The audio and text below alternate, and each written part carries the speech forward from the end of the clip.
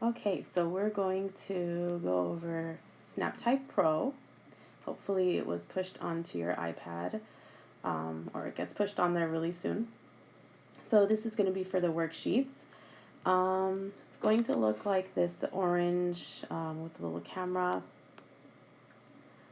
So once you open that up, what you're going to want to do is go to New Document, and you can either take a picture of the worksheet by selecting camera, or you can choose a worksheet that you've already taken a picture of, or that you've already downloaded onto the iPad. So actually for this purpose, I'm just gonna use one that I already had. Okay, so here's my worksheet. I've opened it up, and then when I tap on the screen, by default it's probably going to give you the typing option. So of course you can do that and type in your answers. And if you look at the top bar, you see there's a size grid here.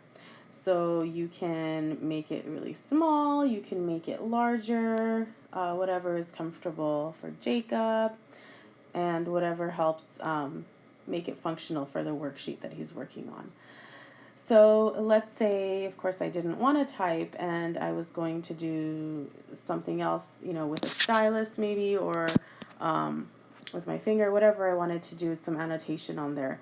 So then I would select on the top right corner the pencil icon, and now it functions as a pencil. And then if you hit the A, you'll go back to the typing mode. So with the pencil, when you select the black circle over here, you have some options of changing the colors. So that's kind of nice. And then of course you have your undo and repeat buttons right here. And then also what you can do to delete things is you can tap and hold on it and see that circle. That red circle, whenever it completes, it'll delete everything. And then let's see, what else did I want to show you on here? So when you're typing something, let's say you've typed and you've finished and then you realized, oops, this is not where I wanted this to go. So you can actually tap and move it around anywhere on the screen. And then you can still, whoops, there we go. If I tap in that typing space that I was working on, I can still resize it. So that way I don't have to stress about getting it just perfect while I'm working on it. I can just concentrate on the content, and then later on with these settings make it fit to how I want it on the worksheet. Now if you're done, on the left, the top left, there's like a little save button, so you can just save it. But let's say I was in here and I wanted to share this with a teacher, or I wanted to print it. So then of course I'm going to go to my top right where we have the share button that's used on the iPads. So I'm going to hit that one, and then I'm going to choose if I want to save it as an image or a PDF.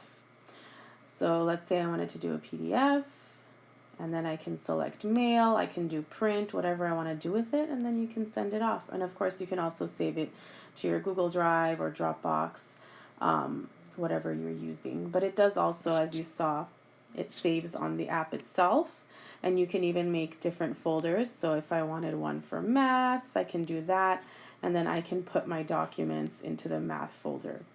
If you want to delete from, let me get rid of that one.